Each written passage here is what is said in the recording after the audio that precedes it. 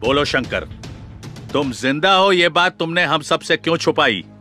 हम लोग तो समझे कि तुम मारे जा चुके हो। मजबूरी थी सर। कोई मजबूरी नहीं थी। कहते क्यों नहीं कि अपना फर्ज निभाने में नाकाम रहे, इसलिए अपने आप को मृत घोषित करके एक दूसरी जिंदगी जीने लगे, वो भी पहचान बदल कर।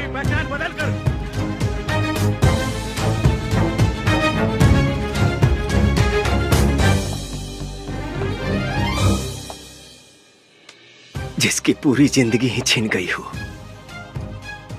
वो कौन सी जिंदगी जिएगा सर? अब कुछ भी कहने सुनने का कोई फायदा नहीं। ये साबित हो चुका है कि तुम डरपोक हो, देशद्रोही हो।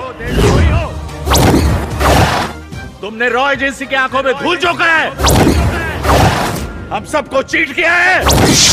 चीट तो आपने किया है साहब। अगर उस दिन चंगेज को छोड़ने का ऑर्डर नहीं देते तो हम मारा जाता और कई जिंदगियां बच जाती। रही बात देशभक्ति की, तो मैं हमेशा से एक सच्चा देशभक्त रहा हूँ।